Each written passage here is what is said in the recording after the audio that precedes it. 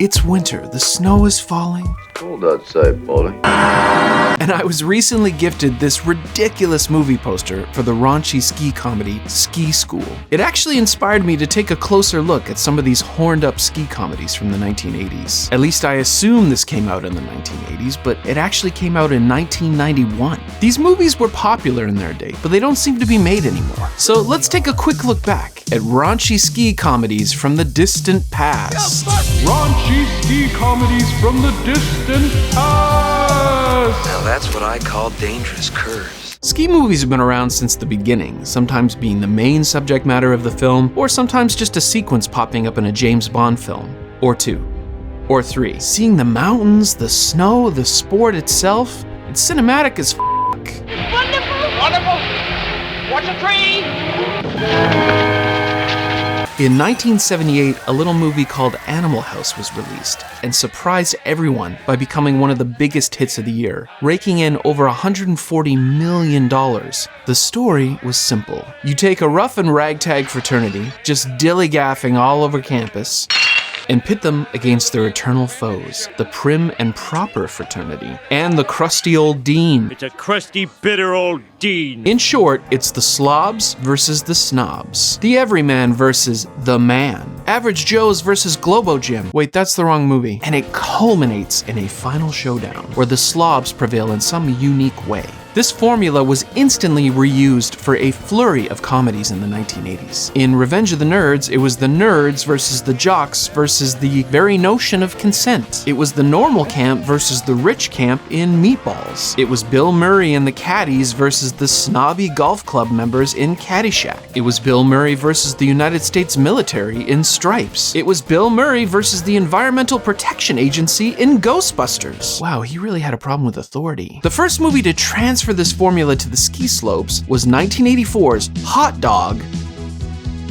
the movie. And it's full of waterbeds, fur coats, boobs, and the werewolf from An American Werewolf in London. Also, this movie has ski ballet. That's a part of the plot. Ski ballet. The slobs are a group of hard-partying skiers, while the snobs are some Eastern Europeans that go by the rudettes. So they battle for ski supremacy until the final showdown, which they call, unfortunately, Chinese downhill. It is the only way. Casual racism and misogyny abound in this one. There's even a character that calls himself Lester the Molester. What the f*** is a Chinese downhill? Hot Dog, the movie, which contained no actual hot dogs, was a big financial hit, earning back over 10 times its production budget. It also had a pretty fantastic movie poster from artist Phil Roberts. He also did the poster for Encino Man and Star Trek Insurrection? The writer of Hot Dog the movie, Mike Marvin, followed this up by directing, and this is not a joke, Hamburger, the motion picture. Hamburger, the motion picture. And so, the ski craze comedy was born. Later, in 1984, the movie Snowballing was released. And in case you're not over 75 years old, the term balling is slang for sex. Snowballing. Snowballing. So the slobs in this one are a bunch of horny teens that just want to ski all day and ball all night. But the snobby resort owner and the local police just want to spoil their good time, man. I don't ski. I like to save my energy for other things. A movie that almost follows the framework is 1985's Better Off Dead. In this one, the slob is a high school kid with a broken heart, and the snob is his romantic rival and captain of the high school ski team? You're such a big tough guy because you're captain of the ski team. Do high schools really have ski teams? I grew up in Canada and we didn't have a ski team. Let me know in the comments if you were on some high school ski team. I want to know. And you had to race other students in order to become the school hero who gets the girl, literally. Next up is a movie that became bizarrely, inexplicably personal to me. 1990's Ski Patrol. From the makers of Police Academy comes Ski Patrol. So a quick personal story here. Growing up, my family would rent movies on the regular from our local rental store, and we would just rent this particular movie over and over and over again. But eventually, I think my dad just got fed up and borrowed somebody else's VCR and copied this one onto a blank tape. FBI warning be damned. Oh, I'm so scared. We had a little book that was basically an index of all of our tapes and what was on them that we had recorded from TV and such. And this particular tape got a lot of play. Snowy Peaks isn't big enough for the both of us. Then I guess we'll just have to deflate your head, Lance. Over and over and over again. So revisiting this movie for this video, I was shocked to find that one of my favorite characters is actually played by comedy legend director Paul Feig. After this, he went on to create Freaks and Geeks, he directed Bridesmaids, and a ton of classic TV show episodes and other films. He plays a huge dork in this movie. Oh, sex? Oh, I'm not interested in that. Well, I would, but, I don't. Well, Would you like to dance? So in Ski Patrol, the slobs are the local ski patrol workers. They party and prank each other. Meanwhile, these snobs are the ski instructors that have teamed up with an evil land developer that wants to tear down everything on the mountain and build some fancy new resort. This idea of buying the mountain to tear it down in order to build something else would become a bit of a trope with these ski comedies. Now I hear some corporate stooge wants to turn this place into a private resort For millionaires to plow their trophy whores in private. They can't do that to Party Mountain. And is featured heavily in our next film, 1991's Ski School. Ski school. It's not about learning how to ski. Okay, so this one takes the Animal House framework almost note for note. Instead of fraternities, you have competing ski schools. Instead of a dean, you have a greedy land developer. Well, well, well. Well, well, well. Anybody got a beer? The ski school is somehow kicked off campus, the mountain, and later returns in anarchistic flair. Instead of a food fight, you have a snowball fight? To get personal again, and I mean really personal this time. You know what, let's move this a little bit closer in here. Okay, so this is really crazy. All right, so I got really excited when I watched this a little while ago because it stars an actor named Tom Bresnahan. Not a famous actor, but he was famous to me. See, all the way back in 1988, he was in a TV show pilot called Earth Star Voyager. I can't believe I get to talk about this. It only ever aired one time, and it was about a whole bunch of super genius kids that board a spaceship to go colonize another planet. It's Star Trek The Next Generation, but only staffed by Wesley Crushers. If that sounds terrible to you, you weren't alone. This was not picked up. My parents recorded it.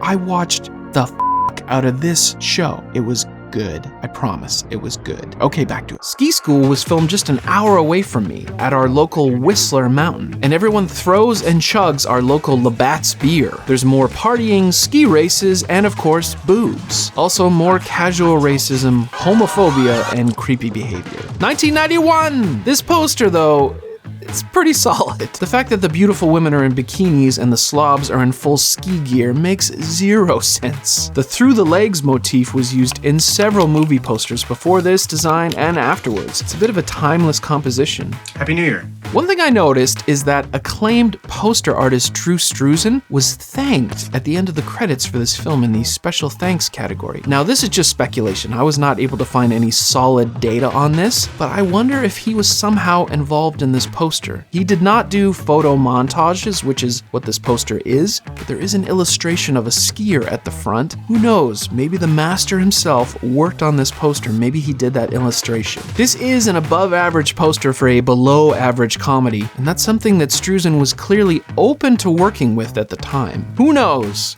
but it's kind of fun to think about. The mountain is ours. Let's dance.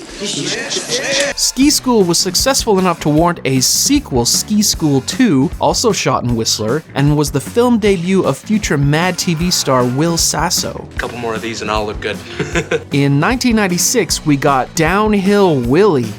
Some of these titles. Also shot in Whistler, also very terrible, somehow features George's mother. 2001's Out Cold was an early vehicle for Zach Galifianakis and Roy from The Office. 2003's Winter Break is a sort of American Pie on snow, and actually features a bit part from a former skiing James Bond. 2005's Frostbite sees most of the comedy coming from attorney-at-law Jackie Child's actor Phil Morris. Who got some? And the 2008 comedy Shred features one of the guys from Jackass and Tom Green. That one actually had a sequel, the inexplicably named Revenge of the Boarding School Dropouts in 2009. It features the same cast, costumes, and locations as Shred, so I wonder if they shot these back to back, or possibly just pulled two movies out of one script. You f***er! I'm gonna sue you, you degenerate f***! Oh? I'm gonna punch you in the larynx!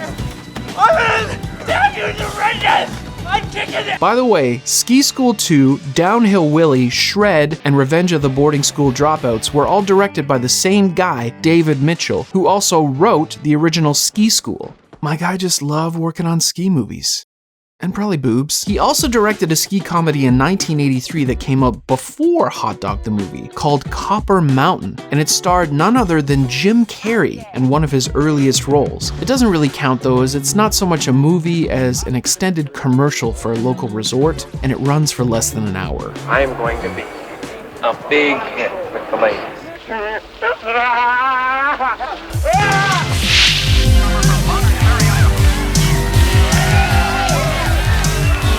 So that about wraps it up for Ski Comedies. Who knows, maybe they'll make more of these one day when audiences have an appetite for crazy ski action and copious amounts of nudity. I'm happy to have a poster from this bygone era that may or may not have been worked on by Drew Struzan.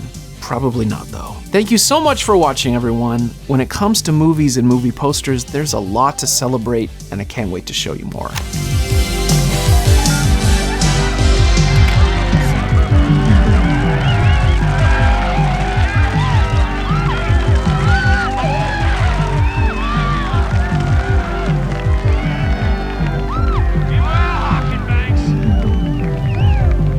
We will meet again. Hot Dog 2.